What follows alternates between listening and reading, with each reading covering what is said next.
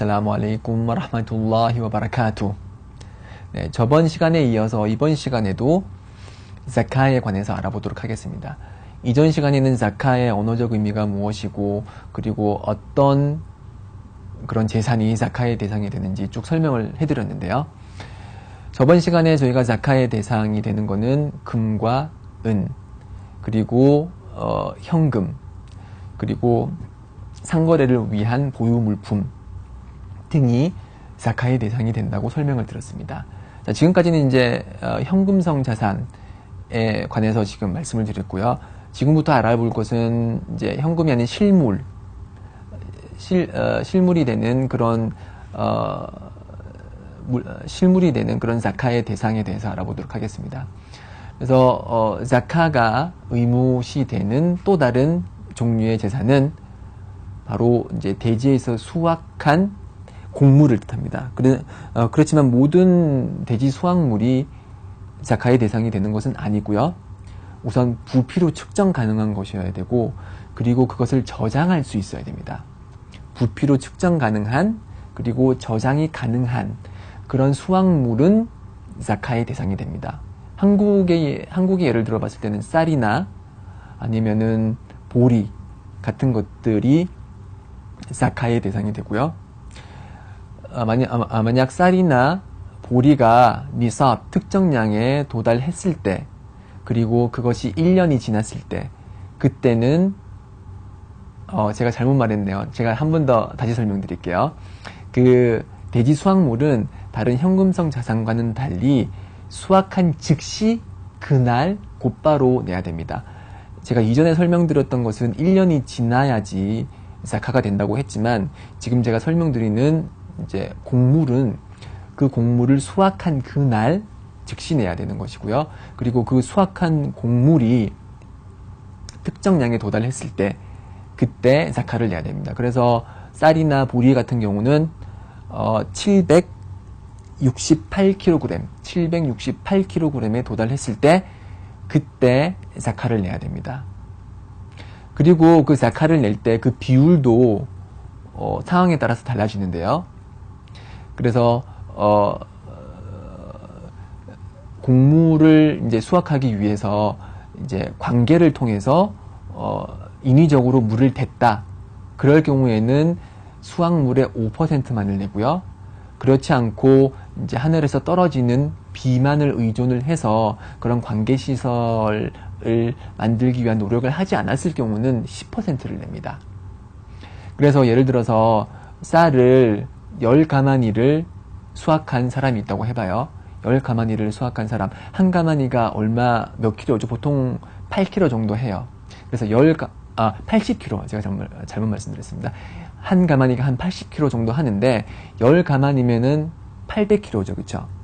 그래서 이 사람이 수확한 쌀이 관계시설을 통하지 않고 그냥 하늘에서 떨어지는 물을 통해서 수확을 한 것이라면은 그 사람은 수확한 그 쌀의 10%, 즉 10가마니의 10%니까 한 가마니만 내면 되죠. 그 한 가마니는 하나님을 위해서 자카로 내야 되는 것입니다. 그렇지만 관계시설을 만들어서 자신이 인위적으로 물을 댔다면은 5%만 내면 되는 것이고요.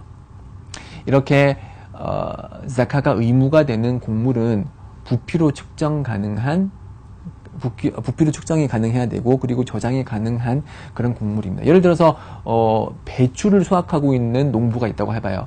근데 배추나 아니면은 뭐 과일 같은 것은 부피로 측정이 보통은 불가능하죠. 보통 무게로 측정을 하죠. 그리고 그런 것들은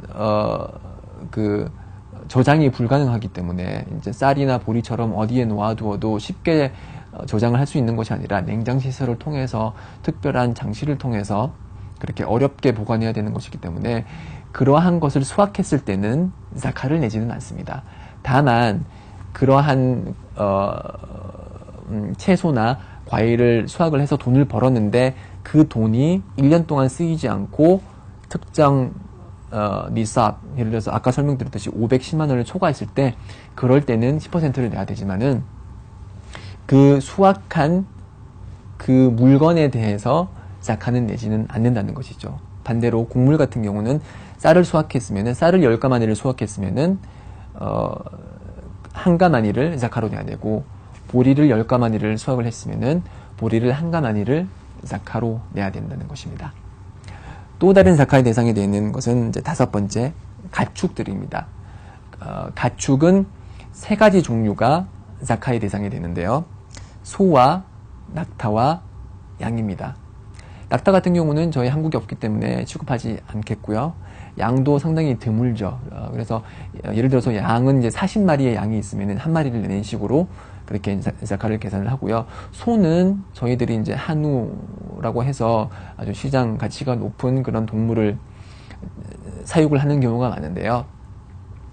그 소 같은 경우는 30마리를 가지고 있으면은 그 30마리를 가지고 있으면은 1년산 송아지를 한 마리를 내야 되고요.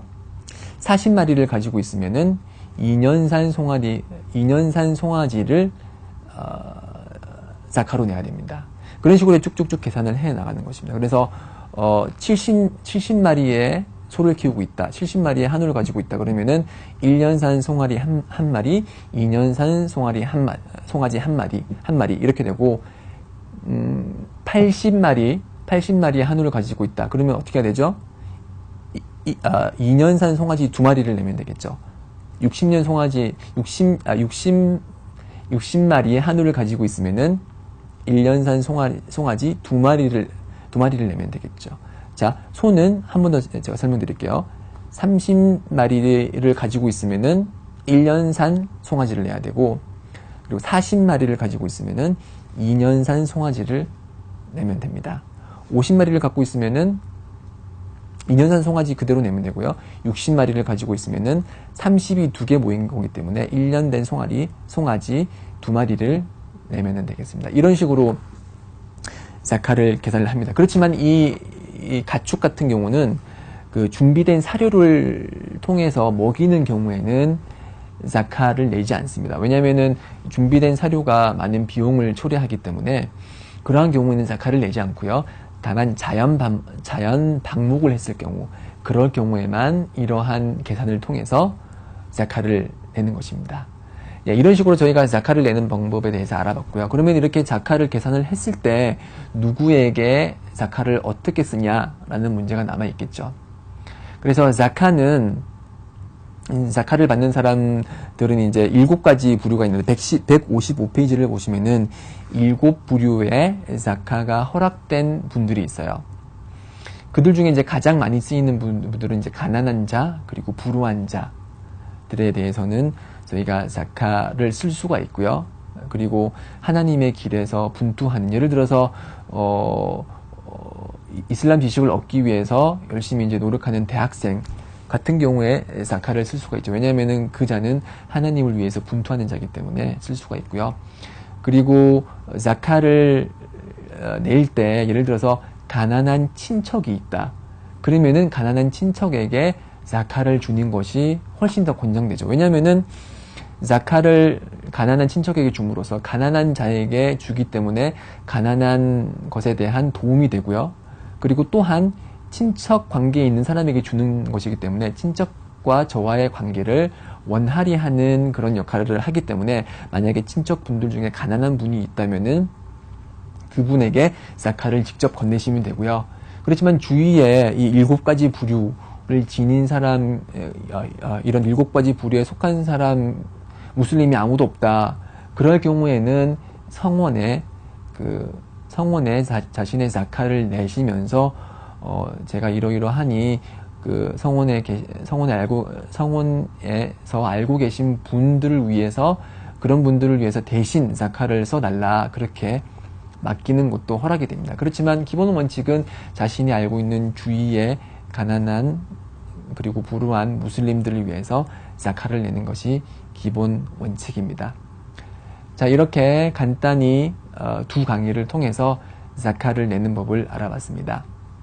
자, 요약하자면은 자카의 대상이 되는 것은 대표적으로 금과 은이 있는데, 금은 59g, 그리고 금은 85g, 죄송합니다. 금은 85g, 은은 595g을 내고, 그리고 현금은 금 85g에 해당되는 시장 가치를 초과한 그런 재산의 2.5%, 금이나 은이나 그런 현금은 2.5%를 내고, 그리고 곡물 같은 경우는 이제 관계시설을 통해서 수확한 경우는 5%를 수확한 그날 내고, 그렇지 않고 하늘에서 떨어지는 비에 의존해서 그렇게 수확을 했을 경우는 10%를 수확한 날이야 낸다.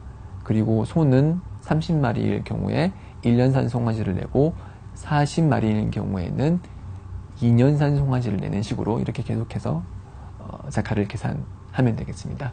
자, 여기까지가 저희가 알아본 자카에 관한 여러 가지 지식들이고요. 다음 장은 이제 성지순례 하지에 관한 장입니다. 네, 하지에 대해서 다음 강의에 깊이 알아보도록 할 거고요. 계속 청취해 주시길 바랍니다. 네, 그럼 다음 강의에 또 뵙겠습니다. 살라무 알레이쿰 와 라흐마투ல்லா히 와 바라카투.